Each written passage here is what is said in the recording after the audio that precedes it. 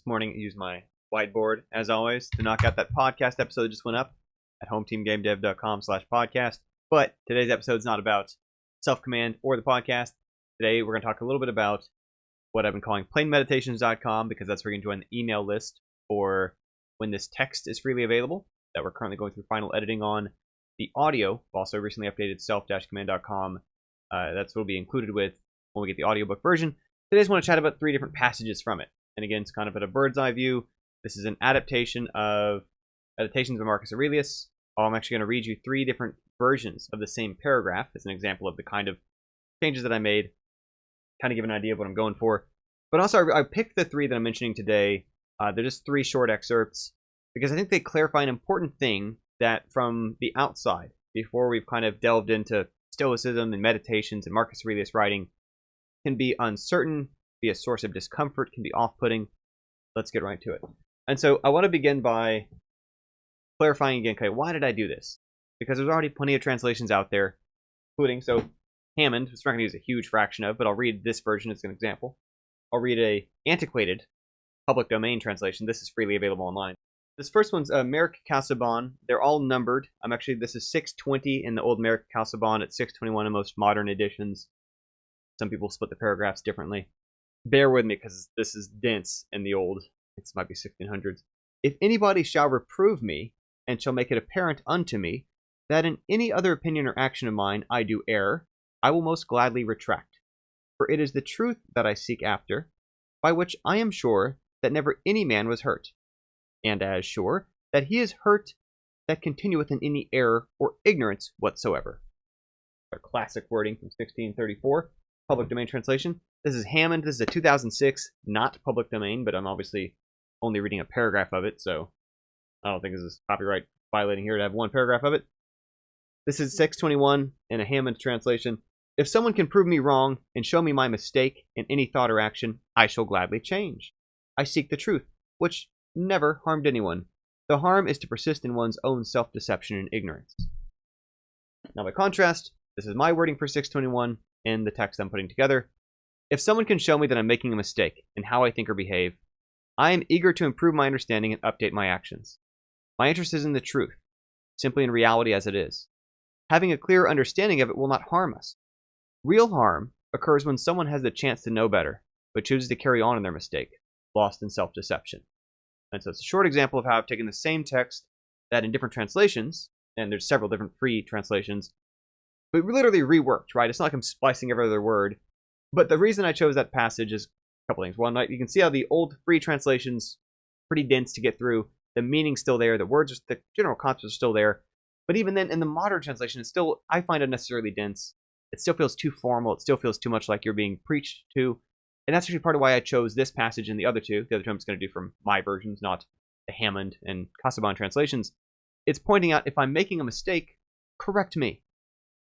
And this is such an important frame of thinking because I think sometimes we look at text like this and it can feel foreboding, like, is this philosopher person, is this literal Roman emperor trying to tell me how to live? And very much right in the material, which again, these are mostly notes to self, but it was basically admitting that I want to know if I'm wrong. And if I'm wrong, I'm going to correct myself. And there's a few other passages that share this thread. That was 621. We're going to pop back to 3.6.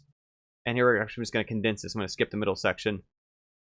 First part of 3.6, if you manage to discover something more important than, here he lists some things he's going to write about, then by all means abandon instantly everything I've said here, and go instead towards what you've found.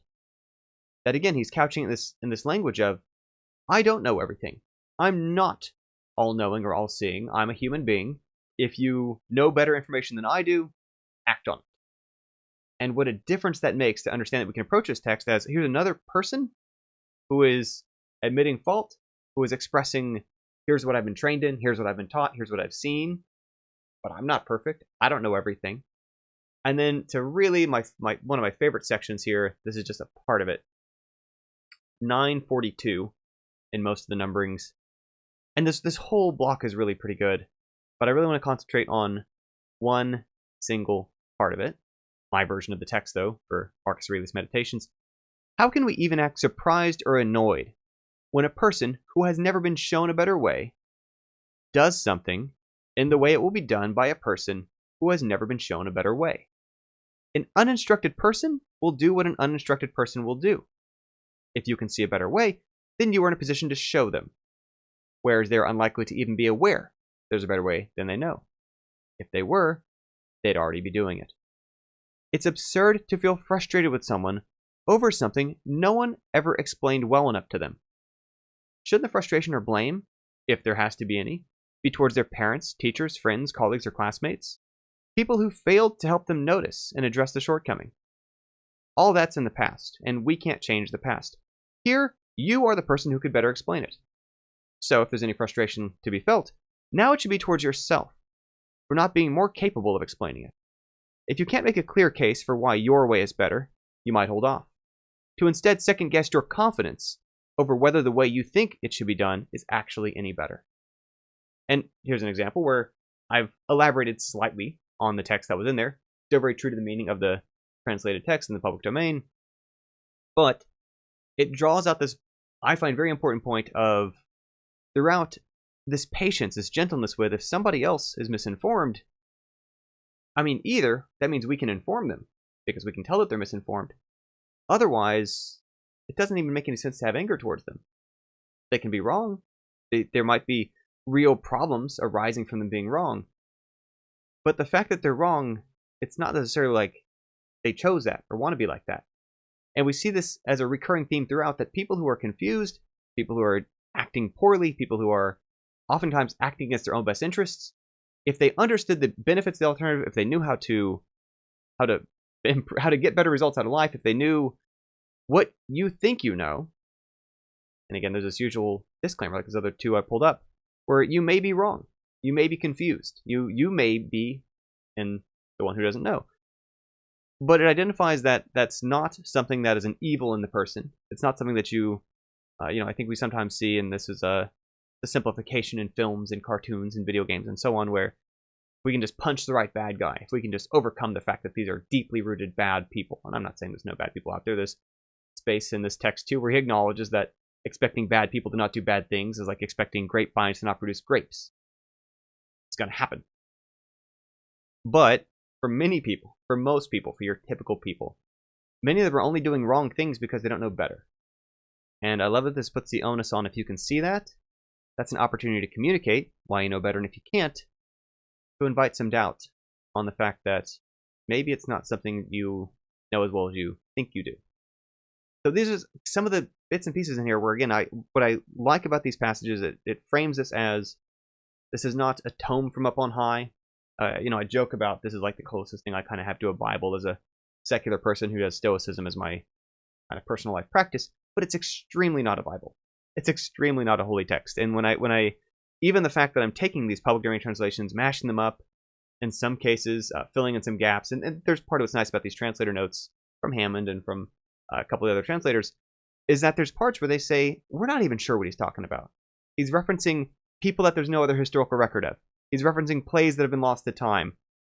There's parts where it's, I don't know, was he taking notes at something he was at, and they're trying to make sense out of it? There's parts where they make a note in the translator notes, this text was corrupted. There's entire passages, paragraphs left out of certain translations because they were just not even sure how to try.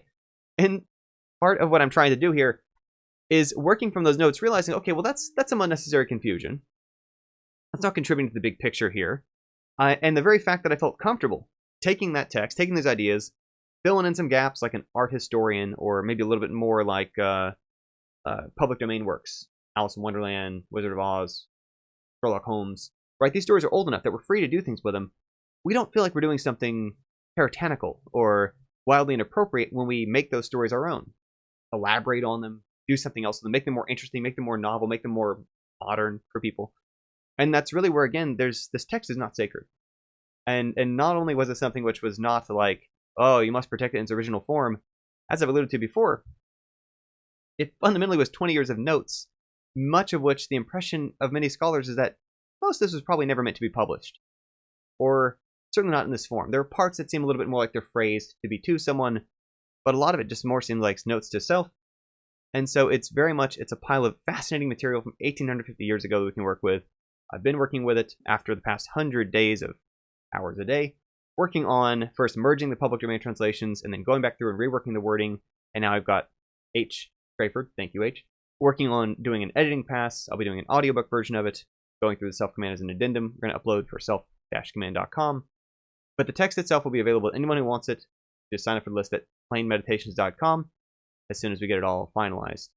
But I just want to show these 3 passages as an example for where I know you probably have other sources in your life of principles, values, virtues. And part of what I like about Stoicism as a practice is that it doesn't conflict with those. It doesn't say, no, listen to me instead. It says, I'm a person, I have certain experiences, I might be flawed, you might be flawed, might be confused. But it explores those in a very human way.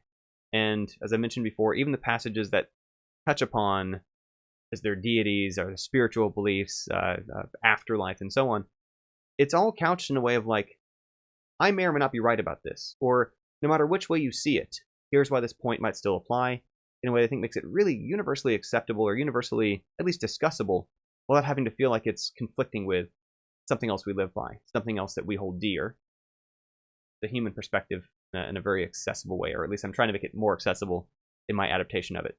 So thanks for your patience today as I kind of get into the motion of trying to figure out what tone I'm taking as I do the audiobook recording of it. It helps me to practice a few passages that I like, as well as also sharing a few notes about it in terms of, there's also some other misunderstandings people have, and I'll share in some later videos about this plainmeditations.com or self-command.com addendum, whichever way we look at it. There's some other passages. People make all these wrong assumptions about Stoicism because they use the modern lowercase s Stoic version of the word as not showing or feeling, when there's parts that you'll see illustrate about recognizing the beauty of things around us, recognize being cheerful and kind, recognize being gentle, in many cases, understanding or being aware of our emotions. It's not about suppressing or not feeling it. It's about realizing that there's a difference between that and acting on it, or letting it overtake us and override what we think seems like the best course of action. More on that in the future, but thanks for being here with me today. Again, plainmeditations.com. You can join the list if you want to know when the text is freely available, and self-command.com if you want to pick that up. That's where I'll be attaching the audiobook once it's finished as an additional download at no added cost. Thanks for being here. Catch you next time.